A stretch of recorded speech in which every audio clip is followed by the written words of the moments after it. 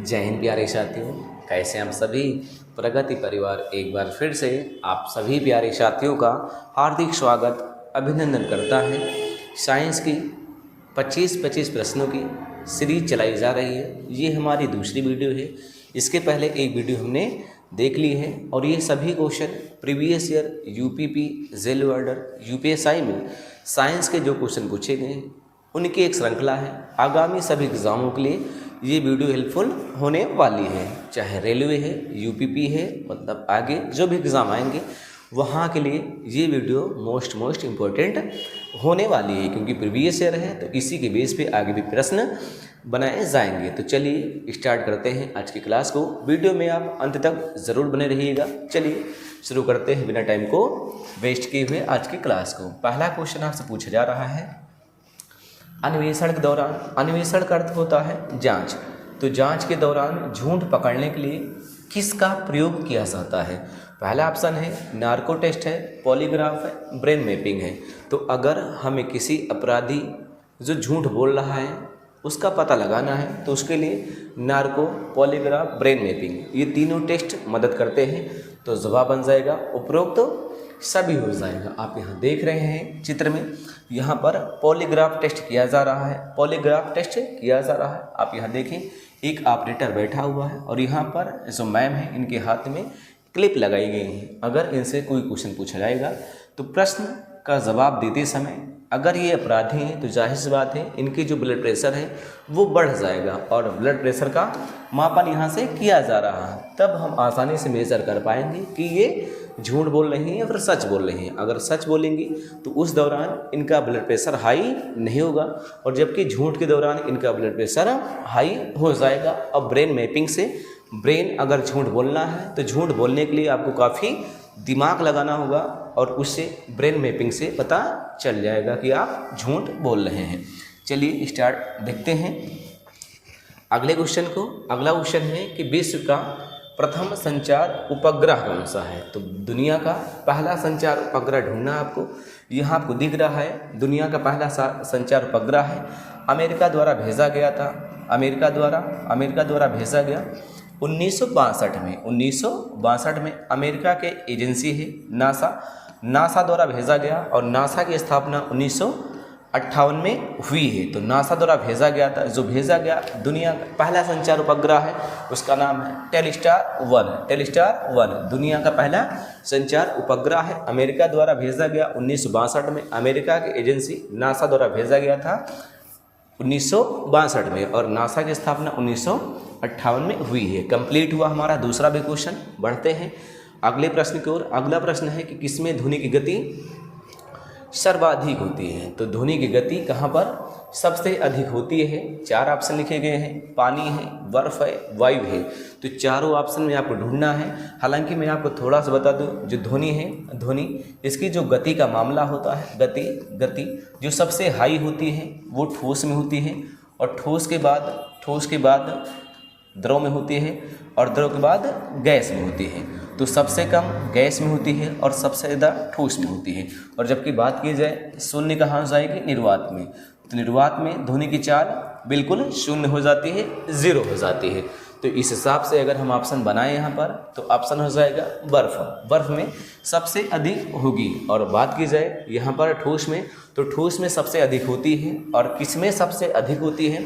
तो आपका इस्पात हो जाता है, इस्पात में सबसे अधिक होती है। और कितनी होती है? लगभग 6120 मीटर प्रति सेकंड होती है। और वही बात की जाए अगर गैस या फिर हवा में तो लगभग 332 मीटर प्रति सेकंड हो जाती है और वही निर्वात में इसकी चाल जीरो हो जाती है। अच्छा, अगर यहाँ देखें थोड़ा सा ध्वनि की चाल का मामला है, अगर यहीं पर हम देखें प्रकाश की चाल को, तो प्रकाश की चाल का मामला थोड़ा सा उल्टा हो जाएगा। प्रकाश की चाल सबसे ज़्यादा निर्वात में होती है, सबसे ज़्यादा निर्वात में होती है, उसके बाद गैस में होती है, फिर उसके बाद द्रव में, फिर उससे सबसे कम कहाँ हो जाएगी?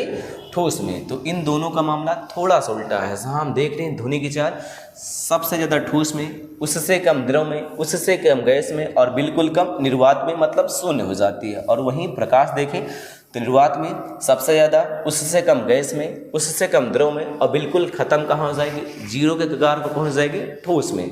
चलिए कंप्लीट हुआ हमारा दूसरा भी प्रश्न। बढ़ते हैं अगले प्रश्न की ओर। अगला प्रश्न आपसे पूछा जा रहा है कि किस उपकरण का उपयोग मानचित्र पर दूरी नापने के लिए करते हैं। आप मानचित्र देख रहे हैं और मानचित्र पर जो दूरी बनी होती है उस दूरी को नापने के लिए किस यंत्र का प्रयोग करते हैं। यहाँ यंत्र आपको दिख भी रहा होगा। यहाँ आप देख रहे हैं एक पहिया, एक घिरनी लगी है, और मैप पर जब हम इसको चलाते हैं तो मैप पर जब इसको चलाते हैं उस दौरान यहाँ पर रीडिंग कर ली जाती है कि कितनी दूरी लगभग होगी। यहाँ पर इस दूरी से वास्तविक दूरी का पता लगाया जा सकता है। तो इसका जवाब ढूंढेंगे। पहला ऑप्शन है प्लानोमीटर है, क्रोनोमीटर है, माइक्रोमीटर है, ओपिसोमीटर। आपने जवाब ढूंढ भी लिया होगा। इसका जवाब है ओपिसोमीटर। आपको यहाँ दिख भी रहा होगा, इसका नाम है ओपिसोमीटर। चलिए बढ़ते हैं अगले प्रश्न की ओर। अगला प्रश्न है कि पलायन वेग किसे कहते हैं। पलायन वेग किसे कहते हैं पूछा जा रहा है। पलायन वेग किसे कहते हैं, तो मैं आपको बता दूं, जो पलायन वेग है कहने का मतलब ये है कोई ग्रह है, कोई पिंड है, किसी पिंड या फिर ग्रह की मैं बात कर रहा हूँ। अगर कोई ग्रह है, किसी ग्रह पर से अगर कोई वस्तु इसके गुरुत्वीय क्षेत्र को पार करानी है, कहने का सीधा सीधा ये है कि कोई ग्रह है, ग्रह के पास ग्रेविटी होती है, गुरुत्वाकर्षण बल होता है, जिसकी वजह से कोई भी पिंड या फिर ग्रह वस्तुओं को अपनी ओर खींच के रखता है। अगर इस गुरुत्वीय क्षेत्र को पार कर जाए कोई वस्तु, इतनी स्पीड से फेंकी जाए कि गुरुत्वीय क्षेत्र को पार कर जाए, उसे ही पलायन वेग कहते हैं। आप यहाँ देख रहे हैं जो रॉकेट होते हैं उनको जब यहाँ से हम लॉन्च करते हैं तो लॉन्च करने के दौरान उनकी स्पीड इतनी ज़्यादा होती है कि वो गुरुत्वीय कक्षा को पार कर जाते हैं और वापस पृथ्वी पर नहीं आते हैं। तो इसका क्वेश्चन का जवाब क्या बनेगा कि वह वेग जिससे उपग्रह पृथ्वी की गुरुत्वीय शक्ति से बाहर निकल जाए, जहां पृथ्वी की गुरुत्वीय शक्ति काम न करे उस क्षेत्र को पार कर जाए। और पलायन वेग का मान क्या होता है 11.2 किलोमीटर प्रति सेकंड। 11.2 किलोमीटर प्रति सेकंड ये पृथ्वी के लिए है। तो पृथ्वी के लिए पलायन वेग का मान कितना है 11.2 किलोमीटर प्रति सेकंड। मतलब ये है कि हमारे हाथ में इतनी ताकत हो जाए कि हम किसी वस्तु को इतने तेज से फेंक दें कि 11 किलोमीटर एक सेकंड में चली जाए, तो वो वस्तु वापस पृथ्वी पर नहीं आएगी। कहने का अर्थ यही है, पलायन हो जाएगी। चलिए बढ़ते हैं अगले प्रश्न की ओर। अगला प्रश्न यहाँ पूछा जा रहा है कि वायुमंडल में कौन सी गैस नहीं पाई जाती है। तो वायुमंडल में कौन सी गैस नहीं पाई जाती है आपको ढूंढना है। तो आप यहाँ देख ही रहे हैं जो वायुमंडल में गैसें पाई जाती हैं उन गैसों को वहाँ साइड में लिखा गया है ताकि आपकी सारी बातें यहाँ से क्लियर हो जाएं। पहला है नाइट्रोजन जो वायुमंडल में सबसे ज़्यादा पाई जाती है 78.8% है। और वहीं उसके बाद दूसरा ऑक्सीजन है जो 20.95 लगभग 21 माना जाता है। फिर उसके बाद आर्गन है, कार्बन डाइऑक्साइड है, नियान है, हीलियम है, क्रिप्टॉन है, जीनान है और हाइड्रोजन है। तो यहाँ अगर हम ढूंढे जवाब तो जवाब हमारा हो जाएगा क्लोरीन वायुमंडल में नहीं पाई जाती है। चलिए बढ़ते हैं अगले प्रश्न की तरफ। जो अगला प्रश्न है कौन सा भारी जल है। तो कौन सा भारी जल है, आपको भारी जल ढूंढना है। हालांकि भारी जल का जो रासायनिक सूत्र होता है D2O होता है और इसका जो नाम होता है ड्यूटेरियम ऑक्साइड होता है। ड्यूटेरियम ऑक्साइड इसका नाम होता है, ड्यूटेरियम ऑक्साइड। इस हिसाब से आपने जवाब भी ढूंढ लिया होगा। जवाब हो जाएगा ड्यूटेरियम। और इसका प्रयोग किया जाता है, इसका प्रयोग कहाँ किया जाता है, जो आपकी नाभिकीय भट्ठियाँ हैं तो नाभिकीय भट्ठी या फिर रिएक्टर बात कर लें, बात वही है। नाभिकीय भट्ठी या फिर रिएक्टर में मंदक के रूप में इसका प्रयोग किया जाता है, मंदक के रूप में इसका प्रयोग किया जाता है। और यहाँ पर आपको दिख भी रहा होगा हैवी वाटर या फिर ड्यूटेरियम ऑक्साइड, हैवी वाटर या फिर भारी जल या फिर ड्यूटेरियम ऑक्साइड। और इसका सूत्र होता है D2O होता है। बढ़ते हैं अगले प्रश्न की ओर। अगला प्रश्न है कि जब किसी पदार्थ का तापक्रम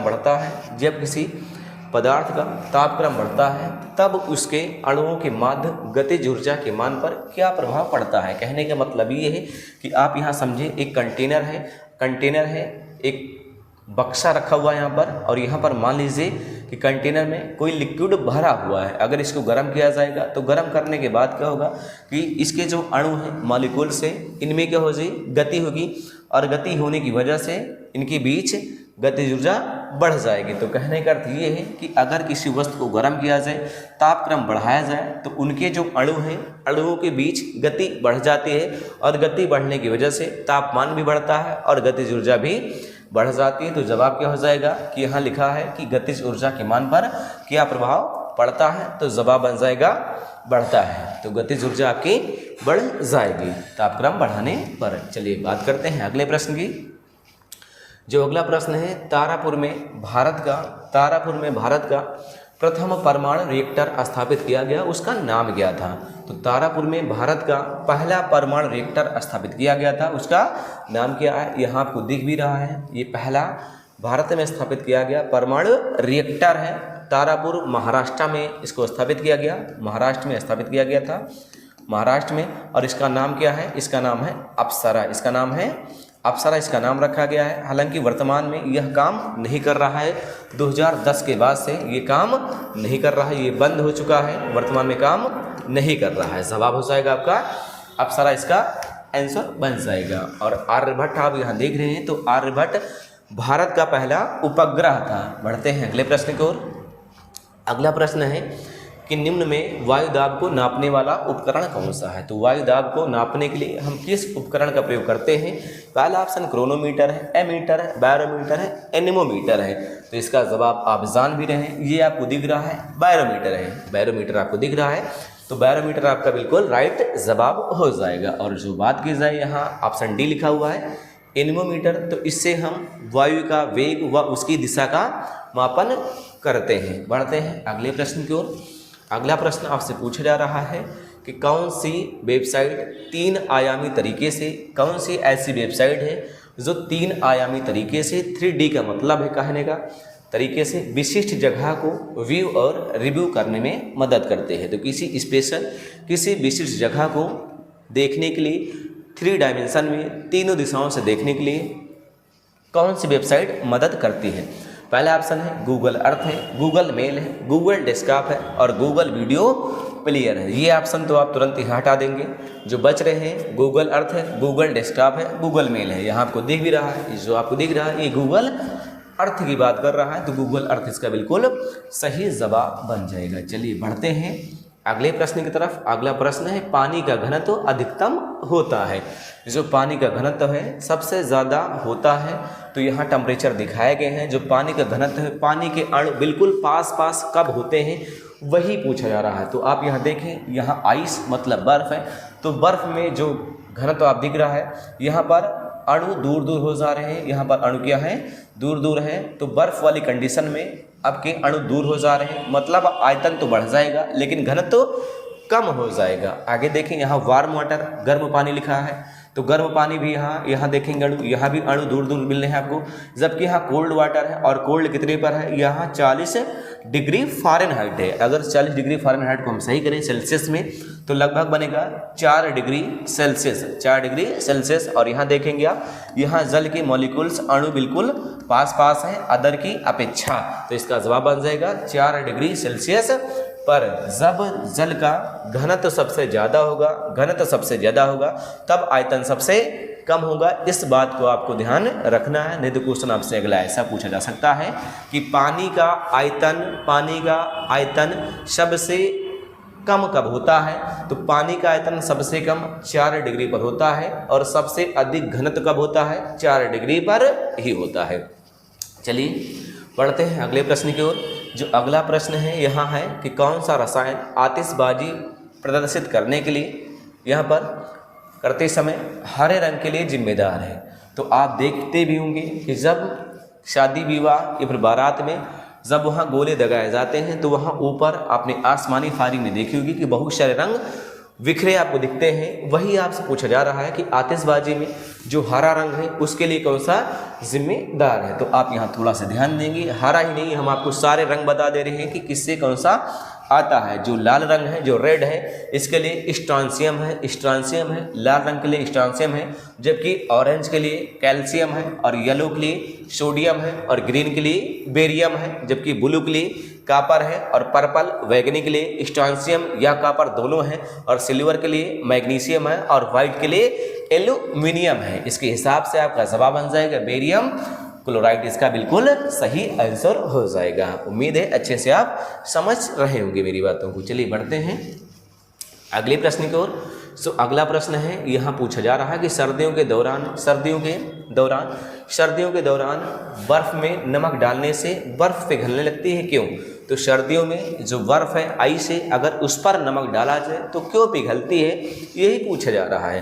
तो यहाँ पहला ऑप्शन लिखा है कि बर्फ की सतह पर पानी के हिमांक के बिंदु को बढ़ाता है।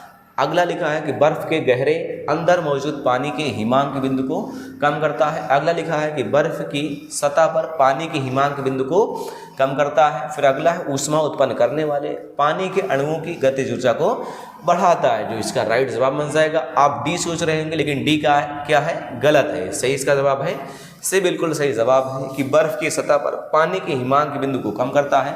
तो बर्फ की सतह पर पानी की हिमांक बिंदु को अगर कम कर देगा तो बर्फ पिघलना स्टार्ट हो जाएगी, जमना बंद हो जाएगी। तो बर्फ पिघलना स्टार्ट हो जाएगी अगर पानी का हिमांक बिंदु कम हो जाएगा, तब ऑप्शन सी आपका बिल्कुल राइट जवाब बन जाएगा। चलिए बढ़ते हैं अगले प्रश्न की ओर। अगला प्रश्न है कि परमाणु संख्या 46 वाला एक तत्व आवर्त सारणी, आवधिक तालिका या फिर आवर्त सारणी के किस ब्लॉक से संबंध रखता है? आवर्त सारणी आपको यहाँ दिख रही। पूरी आवर्त सारणी में 4 ब्लॉक है। पहले ब्लॉक का नाम एस है, यहाँ एस दिख रहा है, और दूसरा ब्लॉक एस, यहाँ पी दिख रहा है, एस पी, और जो अगला है यहाँ पे डी दिख रहा है, एस पी डी, और यहाँ जो दिख रहा है ये ब्लॉक एफ है। तो आवर्त सारणी में कितने ब्लॉक है? टोटल 4 है। इसका नाम एस है, ये पी है, और ये वाला डी है, ये वाला एफ है। डी वालों को हम संक्रमण धातु भी बोलते हैं या फिर संक्रमण तत्व बोलते हैं। अब देखेंगे हम यहाँ पर जो 46 वाला तत्व है, तो 46 आपको यहाँ देखने को मिल जाएगा। यहाँ पर 46 यहाँ देखने को मिल रहा है। तो 46 कहाँ जा रहा है? डी ब्लॉक में, सॉरी एस पी डी, ठीक है, डी ब्लॉक में जा रहा। जवाब आपका हो जाएगा डी ब्लॉक। इसका बिल्कुल राइट आंसर बन जाएगा। बढ़ते हैं अगले प्रश्न की ओर। अगला प्रश्न है, चाय में कौन सी मनोप्रभावी दवा पाई जाती है? चाय में कौन सी मनोप्रभावी दवा पाई जाती है? चाय में कौन सी मनोप्रभावी दवा पाई जाती है? यहाँ चाय आपको दिख रही है, हालांकि चाय के साथ बिस्किट है, थोड़ा सा कम मजा आएगा। चाय के साथ नमकीन होती तब थोड़ा से ज़्यादा अच्छा लगता है। तो चाय है, और चाय में आपसे पूछा जा रहा है कि कौन सी मनोप्रभावी दवा पाई जाती है। पहला ऑप्शन है व्यूप्रोपियन है, एफेड्रिन है, कैफीन है, मेरक्लाइन है। हालांकि आप थीन को ढूंढ रहे होंगे, लेकिन थीन तो यहाँ नहीं लिखा गया। फिर आप ऑप्शन कौन सा चूज करेंगे? तो थीन नहीं लिखा गया है, तो आप इसका जवाब कैफीन मानेंगे, क्योंकि आयोग द्वारा कैफीन को सही माना गया था। कहा जाता है कि चाय में भी कैफीन की मात्रा कहीं न कहीं होती है, और कॉफ़ी में कैफीन की मात्रा कुछ ज़्यादा होती है, और चाय में थीन की मात्रा ज़्यादा होती है। थीन के साथ कैफीन भी पाया जाता है। अकॉर्डिंग आप कैफीन ही लगाएंगे ऑप्शन के। बढ़ते हैं अगले प्रश्न को। जो अगला प्रश्न है, ब्लीचिंग पाउडर बनाने के लिए ब्लीचिंग पाउडर आपको यहाँ दिख रहा होगा। जो ब्लीचिंग पाउडर है, इसको बनाने के लिए किस गैस को शुष्क चूने से गुजारा जाता है? तो कौन सी ऐसी गैस है जिसको शुष्क चूने से गुजारा जाए तब ब्लीचिंग पाउडर बन जाए? हालांकि ब्लीचिंग पाउडर का जो सूत्र होता है CaOCl2, ये सूत्र होता है।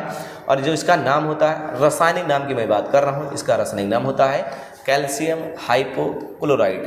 कैल्शियम हाइपोक्लोराइड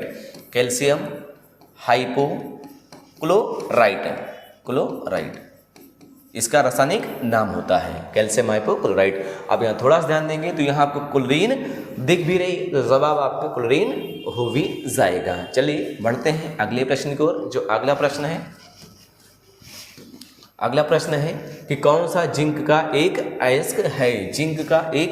जिंक मतलब जस्ता की बात की जा रही है। तो जिंक का कौन सा अयस्क है? और जिंक का अयस्क आपको यहाँ दिख भी रहा होगा, लेकिन समस्या ये है कि आप इसको पहचान नहीं पाएंगे। तो जिंक का जो अयस्क है, हालांकि एक अयस्क बहुत ज़्यादा फेमस है, कैलामाइन तो नहीं पूछा गया, दूसरा आपसे पूछा गया है कैलामाइन। तो कैलामाइन आपको ध्यान रखना है, जिंक का अयस्क है। और इसके अलावा भी जो आपका अगला है स्फेलेराइट, या भी जिंक अयस्क है। इसके अलावा कैलामाइन भी जिंक का अयस्क है। बढ़ते हैं अगले प्रश्न की ओर। जो अगला प्रश्न है, आपसे पूछा जा रहा है कि कौन सा अग्निशमन अभिकारक ओजोन के लिए हानिकारक होता है। तो कहने का अर्थ ये है जो आपके अग्निशमन यंत्र होते हैं उसमें ऐसा कौन सा एजेंट होता है, ऐसी कौन सी गैस होती है जो ओजोन के लिए हानिकारक होती है। पहला ऑप्शन कार्बन डाइऑक्साइड लिखा गया, अमोनिया है, क्लोरोफ्लोरोकार्बन है, हैलोन है। हालांकि यहाँ ध्यान दें जो क्लोरोफ्लोरोकार्बन है ये तो बहुत ज़्यादा ओजोन को नुकसान पहुँचाती है, लेकिन बात ये है कि आप इसको टिक नहीं कर पाएंगे। उसका रीज़न है कि अग्निशमन में इसका प्रयोग नहीं किया जाता, आग बुझाने में इसका प्रयोग नहीं किया जाता। फिर ऑप्शन आप कौन सा चूज करेंगे? फिर इसके लिए सबसे बेस्ट ऑप्शन आपका हैलोन हो जाएगा। हैलोन हो जाएगा। हैलोन एक ऐसी गैस है जो अग्निशमन का काम भी करती है और साथ ही में ओजोन के क्षय के लिए जिम्मेदार भी है, ओजोन को नुकसान पहुंचाती है। और आपने ये वाली फोटो ज़रूर देखी होगी अस्पतालों में या फिर किसी बड़े कार्यालय में। चलिए बढ़ते हैं अगले प्रश्न की ओर। जो अगला प्रश्न है इनमें से कौन सा एक कृत्रिम कीटनाशक नहीं है? कृत्रिम कीटनाशक नहीं। आप भी सोच रहे होंगे कि ये तोते यहाँ क्या कर रहे हैं, तो इनका काम है भैया, इसलिए इनको यहाँ लाया गया है। इनमें से कौन सा है कृत्रिम कीटनाशक नहीं? कृत्रिम मतलब ये कि मानव द्वारा बनाया कीटनाशक नहीं है, कीटों का नाश करने वाला। पहला है DDT लिखा गया है, ये तो है ही है, एल्ड्रिन भी है। अगला बेंजीन हेक्साक्लोराइड है, BHC ये भी है। और अगला है पैराकीट है। तो पैराकीट इसका बिल्कुल राइट जवाब बन जाएगा, क्योंकि कृत्रिम कीटनाशक पैराकीट नहीं है। पैराकीट तोते की एक प्रजाति है, इसका बिल्कुल राइट जवाब बन जाएगा। तो पैराकीट है क्या? तो तोते की एक प्रजाति है और आपको यहाँ दिख भी रहे होंगे प्यारे प्यारे तोते। अगले क्वेश्चन की ओर चलते हैं। जो अगला प्रश्न है कौन सा तत्व अधातु है? मतलब ये है कि एक ऐसा तत्व जो अधातु है, नॉन मेटल है, कक्षीय तापमान पर द्रव अवस्था में रहता है। पहला ऑप्शन पारा लिखा गया है। तो पारा तो एक धातु है, पारा क्या है? एक धातु है। और पारा धातु होने के साथ साथ ये द्रव अवस्था में पाई जाती है। लेकिन बात यह है कि आपको यहाँ अधातु का चयन करना है। अगला है सोडियम है। तो सोडियम भी एक धातु है, और इतनी मुलायम होती है कि इसे चाकू से आसानी से काटा जा सकता है। बहुत ज़्यादा मुलायम होती है और काफ़ी ज़्यादा क्रियाशील भी होती है। जब इसे हम सोडियम को पानी में डालते हैं तो वहाँ विस्फोट भी हो जाता है। और अगला लिखा है यहाँ पे हीलियम। तो हीलियम तो सबसे हल्की गैस मानी गई है, सबसे हल्की गैस है। और ध्यान रखें सबसे हल्की गैस लेकिन अक्रिय गैस। और वैसे अगर बात की जाए सबसे हल्की गैस तो हाइड्रोजन हो जाएगी। तो हीलियम सबसे हल्की अक्रिय गैस है और हाइड्रोजन सबसे हल्की गैस है। और यहाँ ब्रोमीन लिखा गया है जो बिल्कुल सही जवाब हो जाएगा। ब्रोमीन एक अधातु है, अधातु होने के साथ साथ ये द्रवावस्था में पाई जाती है। यहाँ आपको ब्रोमीन वाटर दिख भी रहा है। चलिए बढ़ते हैं अगले प्रश्न की ओर। जो अगला प्रश्न आपसे पूछा जा रहा है, अगला प्रश्न है कि मिश्र धातु गुलाब सोना जिसे हम रोज गोल्ड कहते हैं, तो रोज गोल्ड में सोने के अलावा अन्य कौन सा धातु शामिल है? तो जो रोज गोल्ड होता है, गुलाब सोना होता है, उसमें सोने के अलावा क्या मिलाया जाता है? और आपको रोज गोल्ड से बना हुआ यहाँ पर एक पहनने वाला ज्वेलर्स आपको दिख रहा होगा। पहला ऑप्शन प्लेटिनम लिखा गया है, अगला क्रोमियम है, चांदी, तांबा। हालांकि अगर इसको हम ध्यान से देखें तो यहाँ पर सोने की मात्रा दिख रही, और सोने के अलावा जो आपका तांबा होता है हल्का पीला होता है, तो तांबा और सोना को मिलाकर यहाँ पर गुलाब सोना और रोज गोल्ड बनाया जाता है। चलिए बढ़ते हैं अगले प्रश्न की ओर। जो अगला प्रश्न है CaSO4 इंटू 2H2 का रासायनिक सूत्र क्या है? रासायनिक सूत्र है मतलब किसका रासायनिक सूत्र है ये पूछा जा रहा है। तो CaSO4 इंटू 2H2O किसका रासायनिक सूत्र है? तो हालांकि आपने इसका जवाब तो ढूंढ लिया ही होगा, क्योंकि जो आपको दिख रहा है ये जिप्सम है। और जिप्सम का प्रयोग किसानों द्वारा मिट्टी की उर्वरता को बढ़ाने के लिए किया जाता है। कहने का अर्थ ये है कि ऐसे ज़मीन जो बंजर हो चुकी है, बंजर ज़मीन में अगर उपजाऊपन बनाना है तो वहाँ पर हम जिप्सम का प्रयोग करते हैं, और इसकी वजह से मिट्टी की जो बंजरपन है उसको दूर किया जाता है, उपजाऊपन उसको बनाया जा सकता है जिप्सम के प्रयोग से। तो इसका जवाब हो जाएगा जिप्सम इसका सही जवाब हो जाएगा। अगर यहाँ थोड़ा सा ऐसे लिखा जाए CaSO4 इंटू अगर यहाँ हाफ H2O कर दिया जाए तो यहाँ पर जो आपका जिप्सम है फिर ये कन्वर्ट हो जाएगा POP। तो POP में कन्वर्ट हो जाएगा, प्लास्टर ऑफ पेरिस में कन्वर्ट हो जाएगा। कहने का अर्थ ये है कि CaSO4 into half H2O plaster of Paris का रासायनिक सूत्र है। और जबकि SO4 इंटू 2H2 जिप्सम का है। बढ़ते हैं अगले प्रश्न की ओर। जो अगला प्रश्न है, अगला प्रश्न गैल्वेनाइजेशन है। गैल्वेनाइजेशन का मतलब इस्पात को डॉट डॉट किसकी पतली परत के साथ आवरण करना है। तो कहने का मतलब जो इस्पात होता है, इस्पात पर किस धातु की पतली परत चढ़ाई जाती है जिससे उसे जंगरोधी व मजबूत बनाया जा सके। तो इसके लिए आप ढूंढेंगे क्रोमियम है, जस्ता है, एल्युमिनियम है, निकेल है। एग्जाम में गिनती नहीं कितनी बार पूछा गया है, हालांकि यह यूपीपी कांस्टेबल में पूछा गया, लेकिन रेलवे का बहुत ही ट्रेंडिंग सवाल है कि गैल्वेनाइजेशन का मतलब इस्पात को किसकी पतली परत के साथ आवरण करना है। आप यहाँ देख रहे हैं इस्पात है और इस्पात पर एक मेटल है, उसकी पतली परत यहाँ चढ़ाई गई है और जिसकी वजह से काफ़ी शाइनिंग भी इसमें बढ़ गई है और साथ साथ ये जंग रोधी भी बन गई है। तो जवाब हो जाएगा जस्ता, आपका बिल्कुल सही जवाब होगा। चलिए बढ़ते हैं। गैल्वेनाइजेशन एक प्रक्रिया है और जहाँ पर इस्पात पर जस्ते की परत को चढ़ाया जाता है और हिंदी में इसको जस्तीकरण भी कहते हैं। चलिए देखते हैं अगले प्रश्न को। ठीक, अगला प्रश्न है नहीं क्योंकि 25 प्रश्न थे और 25 प्रश्न आपको कराए जा चुके हैं। उम्मीद है कि वीडियो आपको बहुत अच्छी लग रही होगी। अगर वीडियो आपको अच्छी लग रही है तो प्लीज़ वीडियो को आप लाइक करिए और अपने दोस्तों में से शेयर भी करिए। चैनल पर नए हैं तो चैनल को सब्सक्राइब कर लीजिए। मिलेंगे फिर से अगली वीडियो में जहां हम फिर से 25 प्रश्नों की श्रृंखला देखने वाले हैं। वीडियो में अंत तक बने रहने के लिए आपका बहुत बहुत धन्यवाद।